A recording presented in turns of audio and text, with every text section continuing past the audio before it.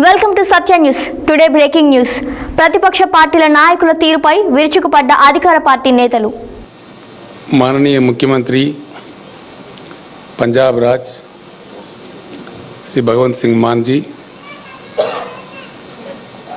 हमारे मित्र आम आदमी पार्टी के व्यवस्थापक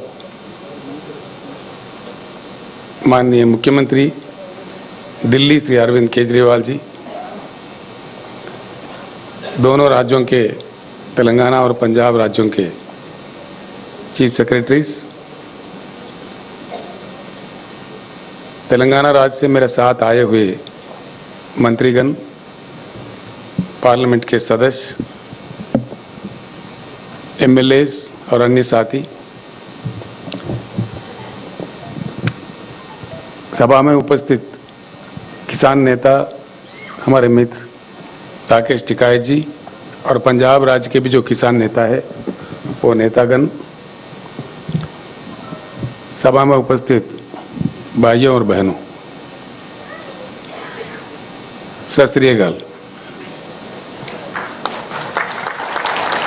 ये कोई खुशी की बात नहीं है, दुख की बात है। अफसोस है कि 75 साल के आजादी के बाद हम लोगों को इस तरह के सभाएं करने पड़ते हैं। आंखों में पानी आ जाता है, बड़ा होता है। आखिर ऐसा क्यों है हमारा देश? इसके बारे में जरूर चिंता करने की जरूरत है। हर चीज के लिए हर किसी को काफी मशक्कत करनी पड़ती है। इसके जड़ कहां है, इसका वजह क्या है, इस चीज पे जरूर चर्चा हो, ये मैं दिल से चाहता हूं। हिंदुस्तान के एक शहरी होने के नाते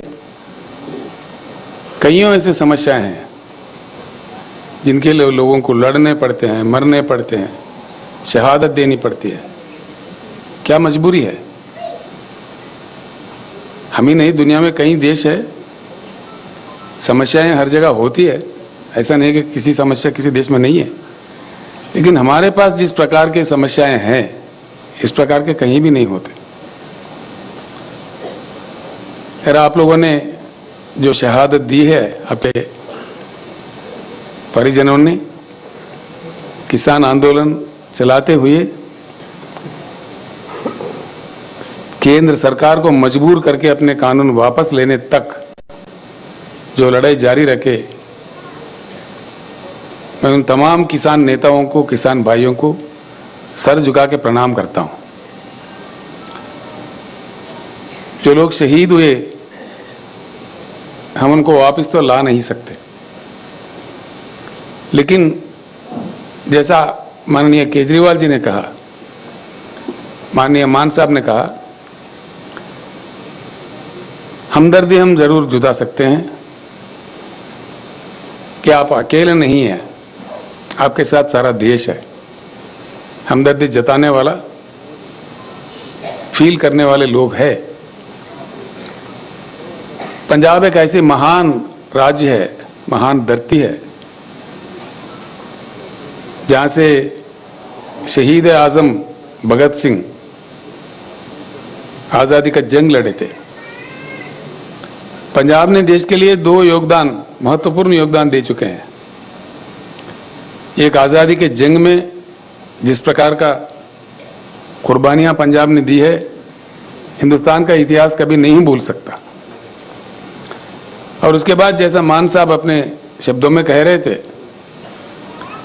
सारा देश जब अन्न के लिए परेशान था, खाने के लिए परेशान था, पहला हरित क्रांति पंजाब में लाके अपने खून पसीना बहा के पंजाब के किसानों ने जिस प्रकार का योगदान देश को अन्न दिया, देश को खाना दिया, ये भी कोई कम बात नहीं है।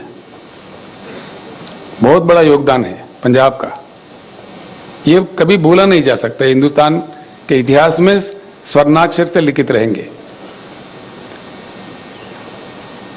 गलवान में जो चाइना के आर्मी के साथ जो झड़प हुआ, हमारे राज्य के वहां के कर्नल संतोष बाबू थे, उनके साथी सैनिक जो पंजाब से वहां थे, हमारे कर्नल के साथ ये भी शहीद हुए। मुझे आना था पंजाब में, आपके राज्य में उन जवान के परिवारों तक जो हम उनके सम्मान में देना चाह रहे थे वो पहुंचाने के लिए, लेकिन चुनाव चल रहा था यहाँ पे। आप तो जानते हैं चुनाव के समय ऐसे कार्यक्रम नहीं किए जाते, चुनाव के प्रतिबंध होते हैं, इसीलिए हम आ नहीं पाए। हाल में भाई केजरीवाल से मेरा बात हुआ जब उनका आम आदमी पार्टी सरकार यहां बना, तो उन्होंने कहा बिल्कुल ये अच्छे कार्यक्रम है, हम सभी मिलकर जाके किसान भाइयों का थोड़ा दुख मिटाने का कोशिश करते हैं। मैं उनको भी धन्यवाद देता हूं, तो मेरे रिक्वेस्ट पे वो भी मेरे साथ पधारे हैं आज आपके साथ जुटने के लिए। मैं उनको मेरे तरफ से, तेलंगाना जनता की ओर से और अब तमाम भाइयों के, तमाम परिवारों की ओर से उनको धन्यवाद भी देता हूं।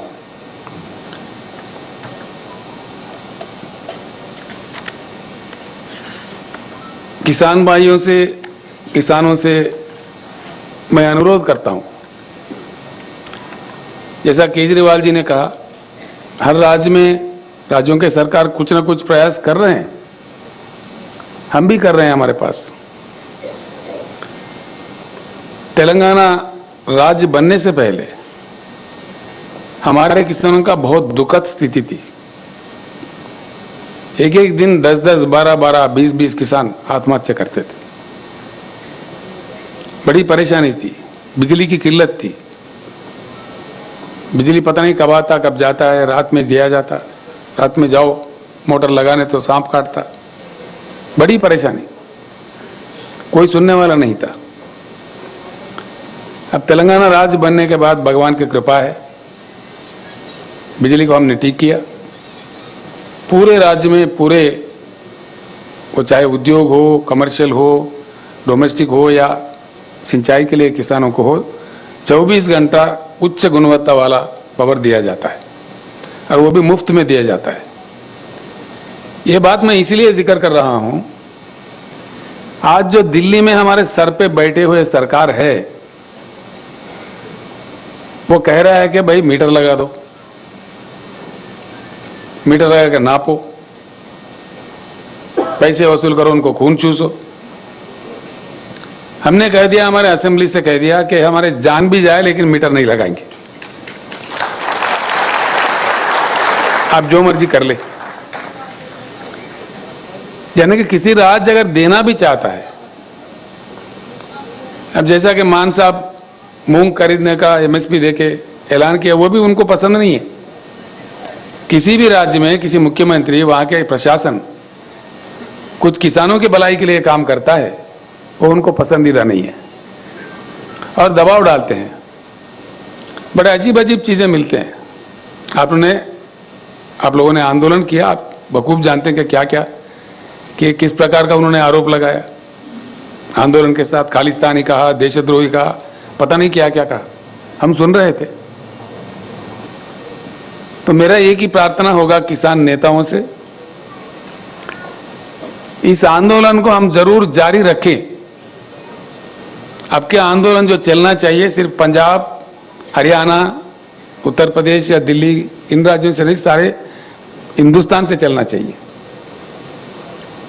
पश्चिम, पूरब, दक्षिण, उत्तर पूरे किसान मिलकर हमको लड़ना चाहिए।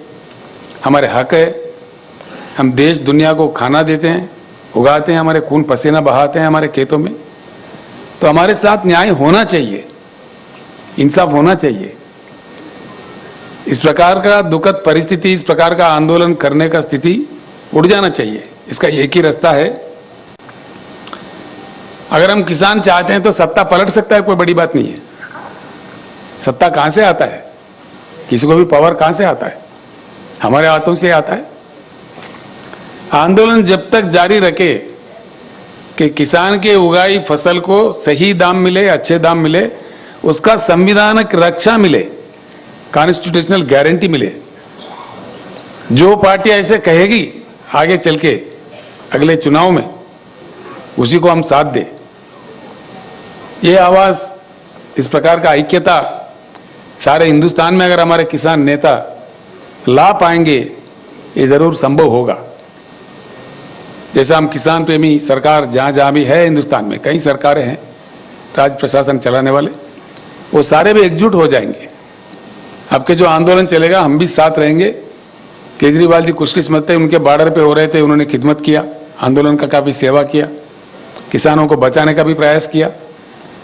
अब हम सारे किसान आंदोलन के साथ जुड़ जाएंगे